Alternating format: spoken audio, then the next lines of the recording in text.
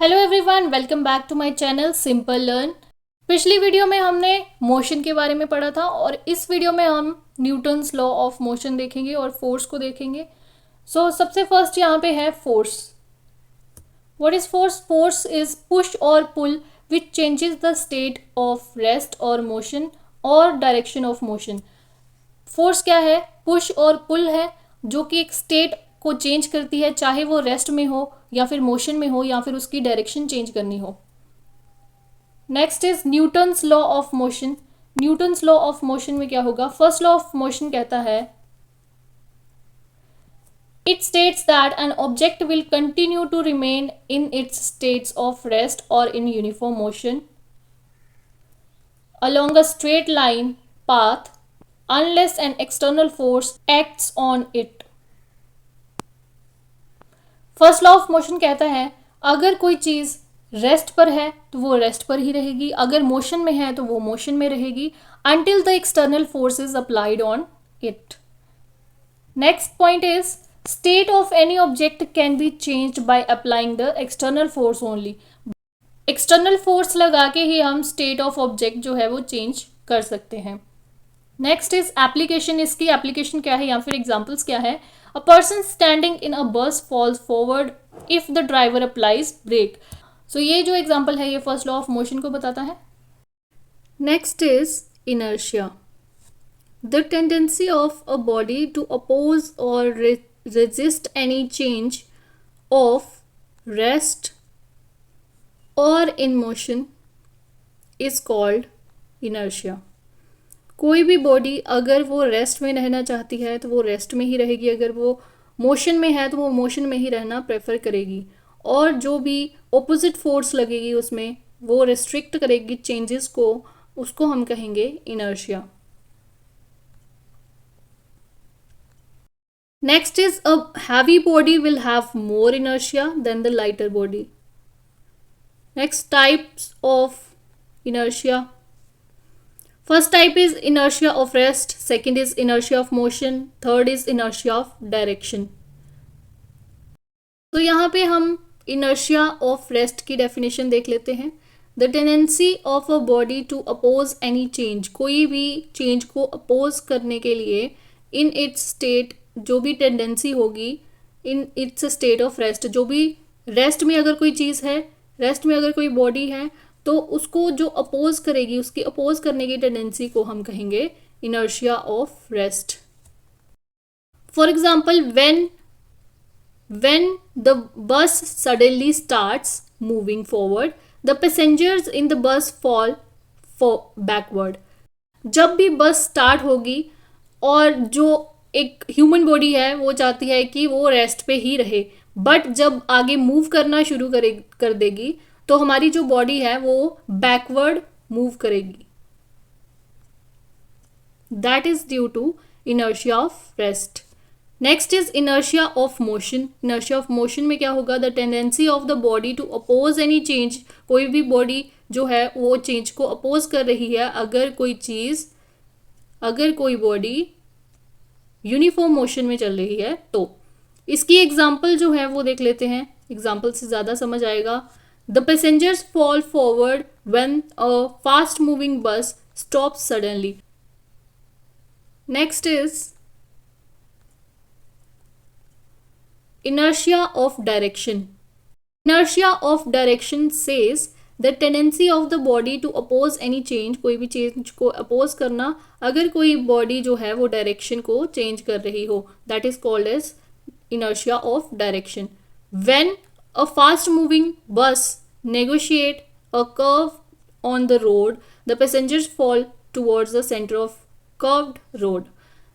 Next is momentum. What is momentum? Momentum measures the quantity of the motion possessed by a body. कोई भी body अगर motion में है तो उसकी क्वांटिटी को मेजर करेगी। Direction is same as the direction of velocity. जो वेलोसिटी की डायरेक्शन होगी वही डायरेक्शन जो है वो मोमेंटम की होगी। उसके बाद इसका फॉर्मूला है P is equal to M V, where P is momentum, M is the mass of the body, V is the velocity. The SI units are kg meter per second and CGS unit gram centimeter per second. For example, a karate kid can break a pile of the tile with single blow of his hand. Next is Newton's second law of motion. Newton's second law of motion says it states that the rate of change of momentum of an object is proportional to the applied external force. जो भी rate of change of momentum होगा means P2 minus P1 is proportional to the force के equal होगा. For example, यहाँ पे P2 minus P1 दे रखा है, P1 minus P2 भी हो सकता है. P2 minus P1 is equal to mv2 minus mv1 because momentum is mv, so divided by t. Next is mass को हमने कॉमन ले लिया, v2 minus v1 upon t. v2 minus v1 upon t हमें पता है acceleration के equal है और मास एज इट इज आ जाएगा. So force is equal to ma. Units of force is newton. Newton किसके इक्वल होगा?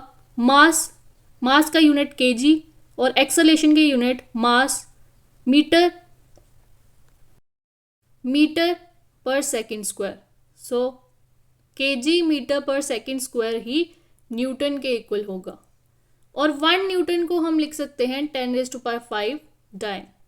मोमेंटम की एग्जांपल देख लेते हैं. Cricket player moves his hands backward on catching a fast ball to avoid injury. Injury को avoid करने के लिए जो एक बॉलर है, जब उसके पास बॉल आएगी तो वो अपने हैंड्स को थोड़ा सा बैकवर्ड शिफ्ट करेगा, बैक करेगा ताकि उसको इंजरी ना हो.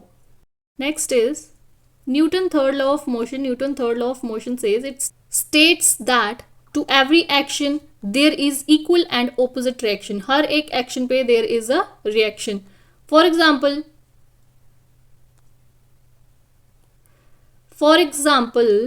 kicking a ball to wall. Wall को अगर हम किसी भी दीवार पे टकराएं तो वो वापस आएगी उसी स्पीड से. Recoil of गन को अगर हम फायर करेंगे तो उतनी ही वो बैकवर्ड जाएगी. रॉकेट प्रपल्शन मीन्स एक रॉकेट है, अगर उसको लॉन्च करेंगे तो उसमें से बहुत सारी गैसेस निकलेंगी और वो गैसेस जो हैं वो बैकवर्ड जाएंगी और देन रॉकेट जो है वो अपवर्ड जाना शुरू हो जाएगा. Next is law of conservation of momentum.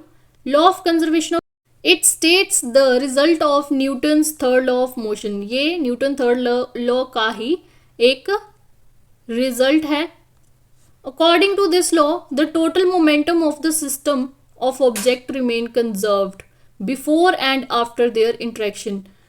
Means अगर दो बॉल्स जो हैं वो एक दूसरे के साथ कोलाइड करेंगी तो उनकी जो इनिशियल मोमेंटम थी और जो फाइनल मोमेंटम होगी वो सेम रहेगी.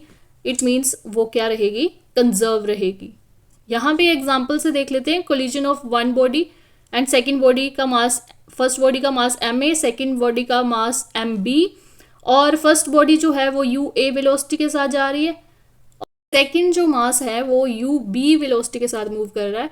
व्हेन दे कोलाइड इनकी फोर्स जो है वो एक दूसरे की तरफ जाएगी. एंड बिफोर कोलिजन का ये मैटर था. नेक्स्ट इज जब कोलिजन हो जाएगी देन उनकी जो स्पीड है वो ma va बन जाएगी और mv b बन जाएगी. और इनकी जो मोमेंटम अगर कंजर्व रहेगी तो हम लिख सकते हैं ma ua plus mv ub is equal to ma va plus mv vb. Next is uniform circular motion. If an object moves in a circular path with the uniform speed, अगर कोई object circular path में जाएगा और uniform speed रहेगी then its motion is uniform circular motion. For example, a piece of stone tied to a thread and rotated in a circle with a uniform speed. Velocity को हम लिख सकते हैं distance upon time और पूरा distance जो है वो 2πr रहेगा, 2πr upon t. R is the radius of the circular track. Next is the terms related to the circular motion. First term है angular displacement, angle traced by the radius R, कितना angle trace किया by the radius R. Dimensionless quantity है ये, और ये vector quantity है, means इसका magnitude भी है और डायरेक्शन भी है. Next is angular velocity. Angular velocity को हम ओमेगा के साथ डिनोट करेंगे, and this is equal to angle traced by the time taken, और इसको हम लिख सकते हैं D theta upon D T. Next is angular acceleration, इसको हम डिनोट करते हैं अल्फा के साथ, और इसको लिख सकते हैं D W by D omega by D T. Next time period. Time period it is defined as the time taken by the particle to complete one revolution along a circular path. एक revolution को complete करने में कितना time लगा, that is called as time period. It is measured in second, second में इसको देखेंगे. Then frequency. What is frequency? It is defined as the number of revolutions completed per unit time. कितने number of revolution एक minute में complete किए गए, that is called as frequency. और frequency के यूनिट्स होंगे हर्ट्ज. टाइम पीरियड जो है वो फ्रीक्वेंसी के इनवर्सली प्रोपोर्शनल रहेगा. Relation among angular velocity, frequency and time period is given by omega equal to theta by t is equal to 2 pi by t, and we can write it as 2 pi by f. Relation between the linear velocity and angular velocity, v is equal to r d theta by dt, और इसको हम लिख सकते हैं r omega. Omega की value, v की value हमें पता है r omega. Next is centripetal acceleration. Velocity change but speed is constant. Velocity इसमें चेंज करेगी बट स्पीड जो है वो कांस्टेंट रहेगी, और एक्सेलरेशन को हम लिख सकते हैं v square by r. Next is centripetal force. A particle performing circular motion is acted upon by force directed along the radius towards the center of the circle. जब भी हम किसी भी ऑब्जेक्ट को एक थ्रेड के साथ, फॉर एग्जांपल एक थ्रेड के साथ टाई करके सर्कुलर डायरेक्शन में अगर उसे मूव करें, तो उसकी जो डायरेक्शन रहेगी वो डायरेक्शन जो है वो सर्कुलर मोशन होगा, और उसकी जो डायरेक्शन है वो रेडियस की तरफ ही रहेगी. That is called as centripetal force. यहाँ पे हम देख सकते हैं सर्कल में अगर किसी ऑब्जेक्ट को सर्कल में बांध दिया जाए और उसे ऐसे घुमा दिया जाए, और उसकी जो वेलोसिटी है वो इस डायरेक्शन में रहेगी, और एंगुलर वेलोसिटी जो है वो इस डायरेक्शन में रहेगी. नाउ फोर्स इसकी इक्वल होगी mass into centripetal acceleration, that is force is equal to M V square by R. v को हम लिख सकते हैं r ओमेगा, इसीलिए force is equal to M R square omega square by R. r के साथ r cancel हो जाएगा, और फोर्स जो है वो एम आर ओमेगा स्क्वायर आएगी. As we know r omega को हम लिख सकते हैं v, सो यहाँ पे फोर्स जो है वो इक्वल आ जाएगी एम वी ओमेगा, और ये ऑल्टरनेटिव फॉर्मूला है. Force is equal to M V square by R, ये मैक्सिमम टाइम्स यूज होगा.